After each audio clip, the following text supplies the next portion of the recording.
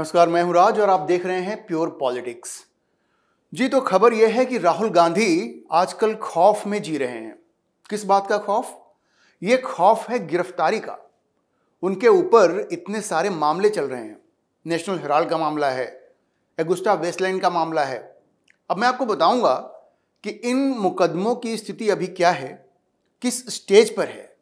लेकिन एक बात तो तय है कि जब किसी को ये मालूम होता है कि उसने कहीं ना कहीं कोई गलती की है तो वो अंदर से डर जाता है।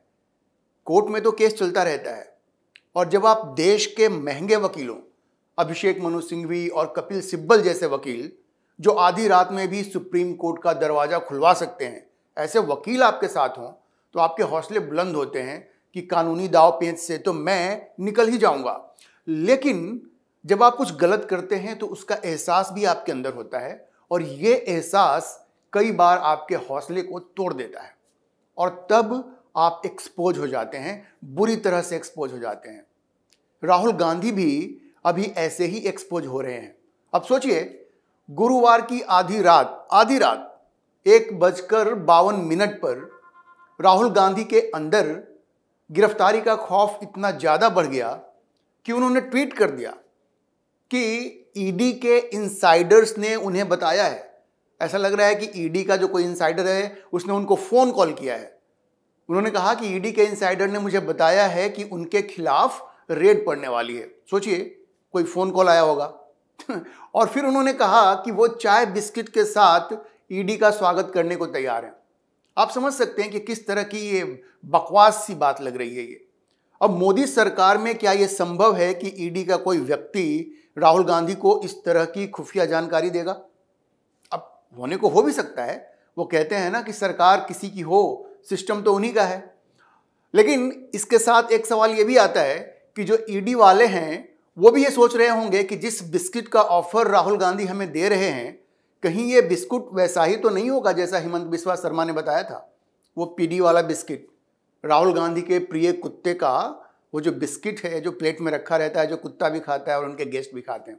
वैसे इस बात की संभावना कम ही है कि ईडी का कोई व्यक्ति रात के 2 बजे उनको फोन कॉल करके ये बताएगा।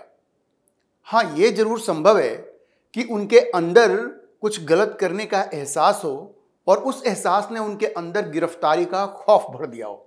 वो विचलित हो गए हों और डर कर यह ट्वीट उन्होंने कर दिया हो। अब जिसको कहते हैं ना कि किसी एक्शन को आप पहले ही प्रीएम्प्ट कर दीजिए।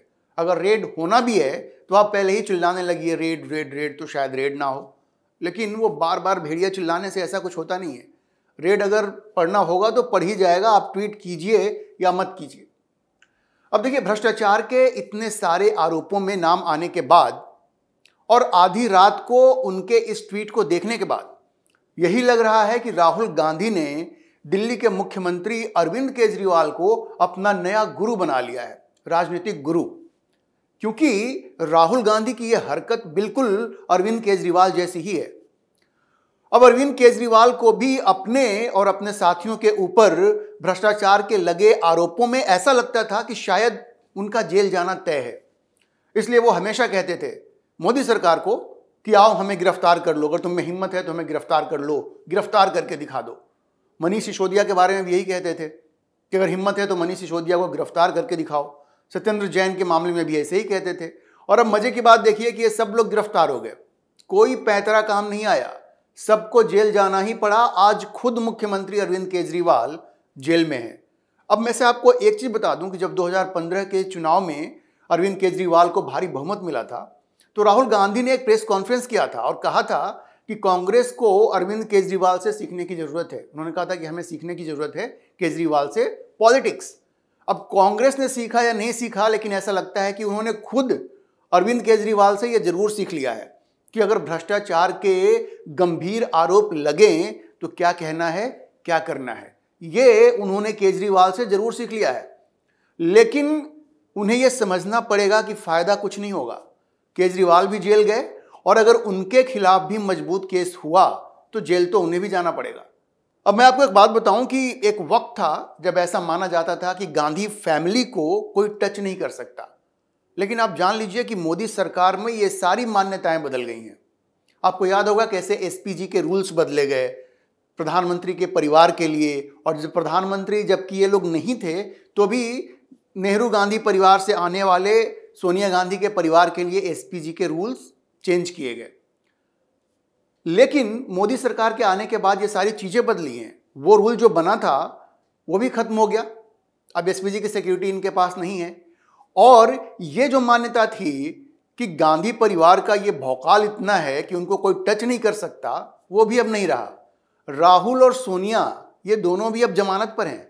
इनको कोर्ट में जाना पड़ा और अपने लिए जमानत मांगनी पड़ी। आप सोचिए, कोई छोटी बात नहीं है ये मोदी सरकार में ही हुआ है, क्योंकि नरेंद्र मोदी ने बिल्कुल साफ कर दिया था कि भ्रष्टाचार के साथ कोई समझौता नहीं होगा।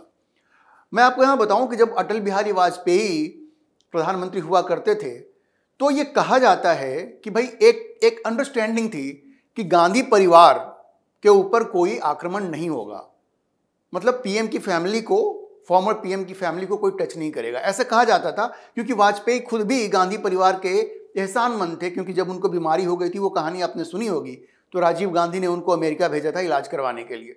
लेकिन ये सब बातें अटल बिहारी वाजपेयी के टाइम तक ही सीमित रही। नरेंद्र मोदी ने बिल्कुल स्पष्ट कर दिया कि भ्रष्टाचार के साथ वो कोई समझौता नहीं करने वाले हैं। और नरेंद्र मोदी की सरकार में राहुल गांधी और सोनिया गांधी, इनको नेशनल हेराल्ड केस में जाकर के जमानत अदालत से लेना पड़ा। आज दोनों जमानत पर ही बाहर हैं। अब मैं आपको थोड़ा ये बताता हूं कि ये जो नेशनल हेराल्ड का केस है वो क्या है। देखिए, 1938 में जवाहरलाल नेहरू और जो दूसरे स्वतंत्रता सेनानी थे, उन लोगों ने मिलकर के ये नेशनल हेराल्ड नाम का एक समाचार पत्र शुरू किया था। इसे मूल रूप से एसोसिएटेड जर्नल्स लिमिटेड द्वारा प्रकाशित किया गया था। अब आगे चल करके क्या हुआ कि इसमें इक्विटी का चेंज हुआ नेशनल हेराल्ड का, और इसके इक्विटी से जुड़ा हुआ ये मामला है 2000 करोड़ रुपए का। अब मैं आपको बताऊं कि ये जो नेशनल हेराल्ड का केस है उसके बारे में थोड़ा सा आपको बताता हूं। 1938 में जवाहरलाल नेहरू और जो दूसरे स्वतंत्रता सेनानी थे, उन्होंने नेशनल हेराल्ड नाम का एक समाचार पत्र शुरू किया। अब इसे मूल रूप से एसोसिएटेड जर्नल्स लिमिटेड द्वारा प्रकाशित किया गया था।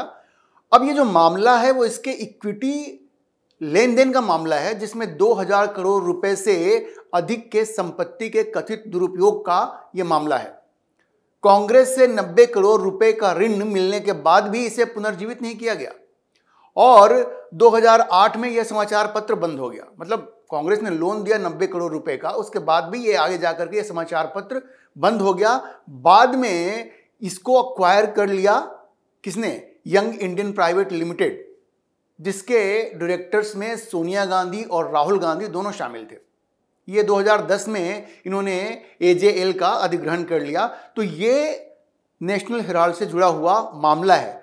अब इसके बाद क्या होता है ये मैं आपको बताता हूं। अब ये 2012 में जो सुब्रमण्यम स्वामी हैं, उन्होंने एक शिकायत दर्ज कराई, अब जिसमें कांग्रेस नेताओं पर विश्वासघात करने और यंग इंडिया लिमिटेड द्वारा ये एजेएल के अधिग्रहण पर धोखाधड़ी करने का आरोप लगाया गया।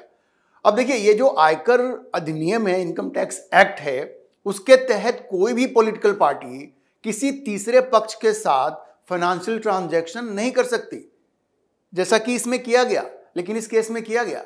और स्वामी ने यह भी दावा किया कि सोनिया गांधी और राहुल गांधी ने लाभ कमाने के लिए संपत्तियों पर कब्जा कर लिया, प्रॉफिट के लिए ये जो प्रॉपर्टी थी उसको उन्होंने कब्जा कर लिया।